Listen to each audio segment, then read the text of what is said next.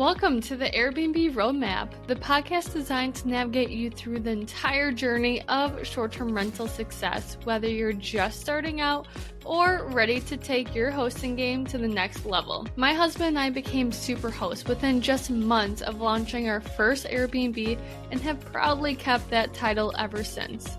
With over 300 reviews and an overall 4.95 star ratings, we picked up a hack or two I'm excited to share with you. In each episode, I break down the strategies, insights, and industry secrets that set profitable short-term rentals apart. From choosing the right property, understanding local regulations, and obtaining your first listing to go beyond just the basics, I'm here to share everything you need to succeed. So, if you're ready to map out your path to Airbnb success and unlock the full potential of short-term rentals, join me on the Airbnb Roadmap. Your journey starts here.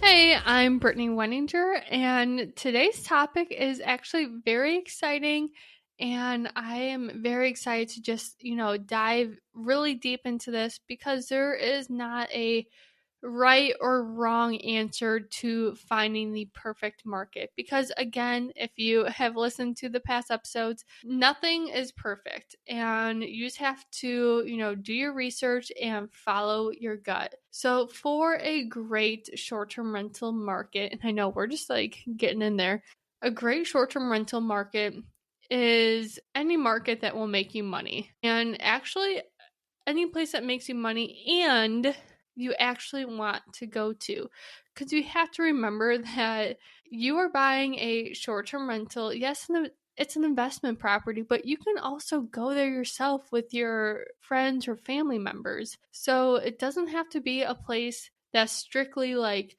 hey, this is a great market, this is a great house, I need to buy it. It could be like that. But make sure that you actually want to go there as well. So if you purchase a property by Walt Disney World and you hate Walt Disney World, then that might not be your market, because guess what? You probably have to design that short-term rental for that niche. And if you just really hate that niche, then you might not want to actually buy property there. Keep that in mind as we go through some things to look at when finding the perfect short-term rental market for yourself.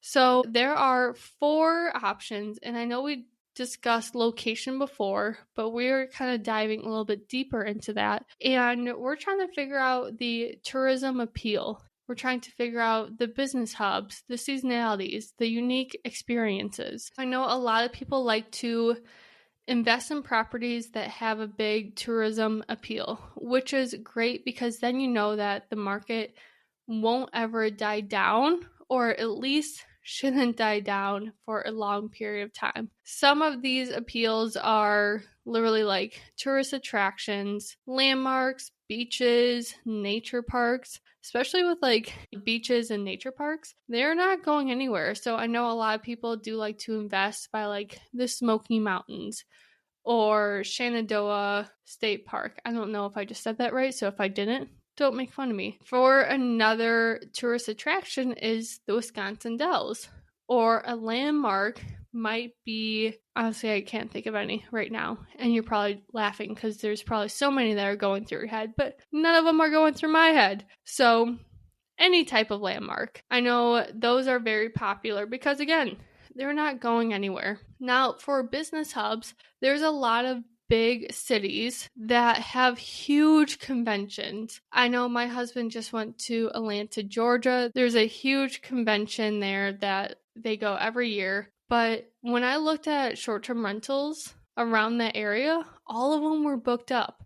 And I know I've been to Atlanta, Georgia for a convention, so you probably have too. That kind of is like a place to go for very large conventions, and those short-term rentals get booked fast. And the nice thing about that is that your guest probably won't be in your property for that long. They will be there just to sleep, and that's about it. So the amount of damage that might happen to your property is very slim. Another great market to research is seasonalities. So Colorado, any place in Colorado is a great market because There's so many things to do in the summertime, but also so many things to do in the wintertime. Another thing to think about with Colorado is how do people get to that property? Like, for example, we went to a property, I can't even think of the name where we were at, but literally the host was like, you need all-wheel drive to get to the property. And she was not wrong, especially in wintertime, that it might be a couple feet of snow. How do people actually get to that property? But that was kind of a side note, but some things to think about. Another great seasonality place to research, another great seasonality area is honestly college towns, because you have literally sports going on all the time. So Austin, Texas, you have the Longhorns. In Madison, you have obviously UW-Mass and Badgers. But those cities could get pretty pricey when it comes to purchasing the property, and also have really strict rules and regulations. So don't just think about the Big Ten college. Think about the smaller guys. Like, for example, I went to college at UW-Platteville. There's also smaller colleges like D2, D3 colleges that still have year-round sports that happen that parents do come and watch their kids play. So for Platteville, I know that their real estate is actually pretty darn cheap. So if you just want to get into the industry, that might be a place to look at. Is just, what is a college near you that has good sports that you could definitely invest in the short-term rental for cheap. Another great market to research are the unique experiences. These are regions offering activities like hiking, wine tasting, or historical explorations. So, for example, Halloween, a place that is very busy is Salem. And literally, like, I've always wanted to go there during Halloween time, just because, like, the super cool witchy stuff. That's a very historical place that people do go and obviously learn stuff and whatnot. Another great place is by Washington, D.C., or literally any place like that. Just people go there, they learn, and usually those places don't really go anywhere, because once it's marked historical, it's pretty hard to get rid of them. Now, for the economics of a market that you can go into, gotta love economics. That's one of those college courses that, like, I was like, wow, I would never use this in my life. And it's so funny because that is the complete opposite. It's like, obviously you guys already probably know, but I'm in real estate full time, and supply and demand is a big thing. So kind of wish I took those classes a little bit more seriously in college, because lo and behold, I do use it in everyday life. But for this episode, let's just quickly chat about it. So you have high rental demand. So this is pretty much evidence of high occupancy rates in the area for short-term rentals. So that just means that there are a lot of people that need a short-term rental in that area, and you are there to provide that for them. Now, with high rental demand, it's always good, obviously. The reason why it's so good is, maybe you are one of 10 short-term rentals in that area, which again isn't a bad thing, but the caveat to that is maybe your appreciation won't be as good. Now, if your place is getting booked up a lot and the prices are good and the appreciation is good, awesome, slam dunk, golden nugget.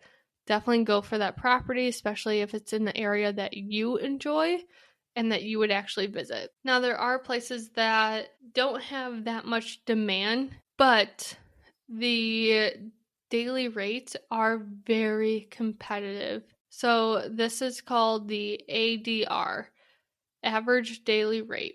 And when this happens, it's kind of a pro and con, because if you could get, let's say, $3,000 per weekend because your ADR is so high, but your weekdays are pretty slow, that means that you could use those weekdays either for yourself, or use those weekdays to make sure that your maintenance is up to speed. Make sure that everything is clean and tidy, because when someone books a very expensive weekend, they expect the best. So you will be able to actually have that weekday to make sure that the weekend is absolutely pristine. Also, another thing to think about is that it's kind of less headache for you, because now you don't have to think about guests being at your property 24/7. And you just kind of focus on those weekenders. But another thing is that those high ADR properties might have potential growth in the future. So let's just say you got into a market that wasn't really popping from the start, and then all of a sudden word got out that that is a really good place to invest in, probably because like some big podcaster said, hey, this is a great area, and now all of these other people are coming in. Well, now the market is growing, because what happens is the people will buy the properties for premium price now, and then that will drive your price up. So now your house is also appreciating, the market's growing, but you're already ahead of the game because you have all these reviews and people already know that your property is a great stay. So when you are looking for your market, think about, what is the growth potential? Is it already high? Is it medium? Is it low? What could it be in the future? Will it actually depreciate because there's already so much saturation in that area? So those are pretty important things to just chit chat with your partner about, or if it's just you, you can, reach out to me and chit chat about that, because there's a lot of items to think about when it comes to future potential for the property.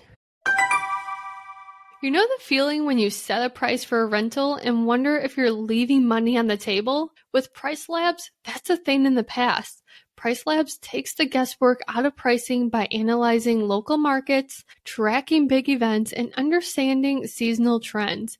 It knows when to raise the prices for high-demand weekends, and trust me, you'll be shocked when guests book at those premium prices. As a host, I've seen firsthand how Price Labs maximizes every booking's opportunity. It's not just smart, it's essential now. And here's a bonus for my listeners. With a link in the show notes, you'll get first month free plus $10 credit toward your second month with Price Labs. There's never been a better time to level up your hosting game. Ready to optimize your income and let Price Labs do the heavy lifting? Click the link in the show notes to get started today. Now, once you figure out the location characteristics, and of course, the economics, now you have to do a little digging about the rules and regulations. For the rules and regulations, I'm sure you're like, Britt, you literally talk about rules and regulations in every episode. And it's true, because it's that important. So for your ideal market, make sure that it's short-term rental friendly and that there aren't a crazy amount of hoops to go through. Now, going through a couple hoops is totally fine, but giving up your firstborn child just to run the short-term rental might not be worth it. Might be worth it, actually, if you don't really like your firstborn, but yeah, that's a you thing, not a me thing. Now, went through the location, the economics, the rules. Now, let's dive into the actual property. Make sure that your property has appealing amenities, or that could have appealing amenities. That's also accessible, that the property is safe and secure, and there's a variety of accommodations for your guests. So for the amenities, let's say, for example, you are looking at the Smoky Mountains. If you look at everyone's listing, you are going to notice one thing. And what is that one thing? That is a hot tub. So if you are purchasing a cabin in the Smoky Mountains and your property does not have a hot tub, you are already behind everyone else. If you are purchasing a home right next to a really famous wine tasting facility, you might want to consider a very large kitchen, because charcuterie boards are probably going to be made on an island or at least somewhere in the kitchen. So think about those aspects of, hey, this is the nearest attraction for my property. Now, does this house appeal to that attraction through amenities? Another thing to think about is the accessibility. So for example, the place that we stayed at in Colorado, she said all-wheel drive is a must. And honestly, we took that to heart. We took my car that is an all-wheel drive instead of Clay's car that is a little bit smaller. So we could have obviously taken Clay's car and it would have been better gas mileage. But since she said that we need all-wheel drive, we took that to heart because we did not want to get stranded in the middle of nowhere and not be able to get out of a muddy pit or anything like that. Now let's move on to the safety and security. So especially when you are looking at properties in the city, do your research and see what the crime rate is in that area, because you might see the price of that house and be like, wow, that house has a great price, is going to cash flow a lot, but if it's in a very high crime area, then guests will not want to go there because their safety and security is at risk. So just make sure to do your research, especially in cities, and figure out where are the high crime areas and how to avoid them. Now we are getting a little bit further into the details of finding a good market, and that is literally the nitty-gritty of it, and that's strong internet. If you want people to stay at your property during the weekday and you're advertising that people can work from your property, because there's so many people that work from home nowadays, and I'm honestly kind of jealous that I have a friend, Anna, and her fiance, soon to be husband, no big deal, but they both work from home. So they literally travel around the world, and I think that they're in London right now, but they travel everywhere and work from that location. And if you are advertising that your short-term rental is one of those locations, you need to have strong internet. And that is like a no if, ands, or buts. In the Airbnb app, you could test your Wi-Fi and the results will show up on your profile. We actually just recently had a guest. He stayed for the whole week. I think it was him and his wife, and they worked from the property. The only reason why they picked our property over the competitors is because we actually did that Wi-Fi test and we had very strong internet. So that is a huge thing, especially if you are trying to get those work from home people. Other things to think about is healthcare access. If you are trying to get the travel nurses or trying to get people that just need to stay somewhere because a relative is in the hospital, unfortunately, then you might want to consider looking at properties that have huge trauma departments in that hospital. And not just like a clinic, but like the big hospitals that people will literally travel to go use their service. All right, how are you doing so far? Because this is a lot of information, and I know that your mind is probably racing because honestly, while I talk about all this stuff, my mind is racing because I'm like, hey, like our next one, what do we want for our market? So if my mind is racing, I'm sure yours is, because this is getting into the weeds of trying to find the best short-term rental market for you. Not for me, not for your buddy, but for you. But if you're doing good, then let's just keep on rolling with it, because there's a couple more things I want to mention that you should consider when trying to find the perfect market. So let's move on to the competition analysis. That is very important just because you want to make sure that the area isn't already oversaturated. Now, I'm not saying that if the area is saturated, you can't have a short-term rental there. Like, you can definitely do it. Just know that you have a lot of other competitors that you need to make sure that you are better than them. I know that kind of sounded rude, but it's true. Like, you want to make sure that your listing is much more appealing than theirs, especially if that host is not a savvy host and they don't check out their competitors right away. Then they might be falling behind, and that's your time to shine and get in there and get those guests going to your property. Another thing that you can do is just find the unique niches. For example, like eco-friendly places, luxury places, pet friendly. For the eco-friendly, we stayed at Airbnbs all the time, but we stayed at a really cool pod in New Zealand. The pod's name was Hugo, which is so freaking cute. And this was a total eco-friendly pod. And there was grass on the roof. We showered with rainwater that was collected, everything in the pod. And I say pod, it's a shipping container. But everything in there was very like earth-friendly, eco-friendly, save the environment type of feel. And it was such a unique stay because not only were we in New Zealand in like the rainforest, but we also were kind of like submerged with grass on the roof, big open windows that had air flowing through the whole time. Like it was such a unique stay. And again, we stay in a lot, and I remember Hugo.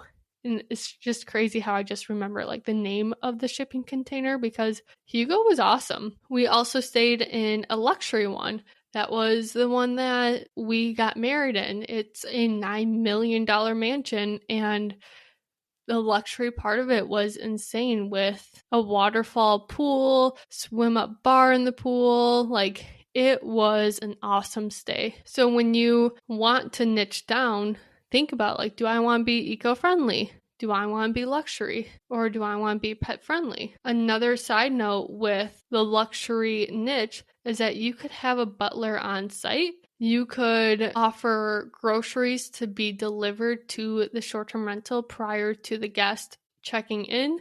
You could have a private driver for your luxury property. Again, like your nightly rates need to be very expensive to make up for that margin, but that's luxury. So now with all of this being said, you have to think about your finances. I know this is something that I personally don't like talking about. Not like I don't like talking about money, but numbers just aren't my thing. But they are very important. Is the market that you're researching affordable for you? Like, is the entry cost too high or too low? Do you have enough money to actually purchase it? Now, another thing to think about are the margins. If you did buy this property and it was pretty pricey, does the nightly rates make up for that pricey property? The PP, pricey property. I just made that up. But does the margins actually work? Like, is there a strong cash flow? What's the ROI after expenses? And think about that stuff because you may think that the market's great, the property is great, but does it actually cash flow? And that is the big question because what is the purpose of having a short-term rental if it doesn't cash flow? After doing all your research, that's the big kahuna question of, do I actually make money? If the answer is no, then you might want to reconsider either that property or that market. Now, after doing all of this research and that big question of cash flow is an actual yes for the answer, then it's time for you to look up a real estate agent and get yourself into that property. I know some real estate agents will do a virtual tour for you, and some of them will require you to actually go into the property. Honestly, it all depends on where you live. If you live like an hour, 2 hours, 3 hours away, I would totally go to that property. If you don't live that close, then hopefully they can do a virtual tour and make sure that they are actually very detailed in it. For example, what does the property smell like? We will definitely get into that into a later episode. Now, if you are like, Britt, I found a really great house, everything looks good, I just need a real estate agent, reach out to me, and I have a whole market of agents that either know obviously what a short-term rental is and or have worked with clients that are looking for short-term rentals. So make sure to reach out to me first because I can definitely get you hooked up with that special agent because you don't want to waste time chit-chatting with someone that like just doesn't know their stuff. So I got you. Thanks for joining me on another episode of the Airbnb Roadmap. If you're loving these episodes and want to keep the conversation going, be sure to subscribe, leave a review, and share this podcast with someone who's ready to dive into the world of short-term rentals. Got a question or topic you would love to hear about? Reach out. This podcast is all about growing and learning together. And don't forget to follow me on Instagram, the Airbnb Roadmap. Can't wait to see you there. Until next time, here's to turning your short-term rental dreams into thriving realities. I'll see you next time.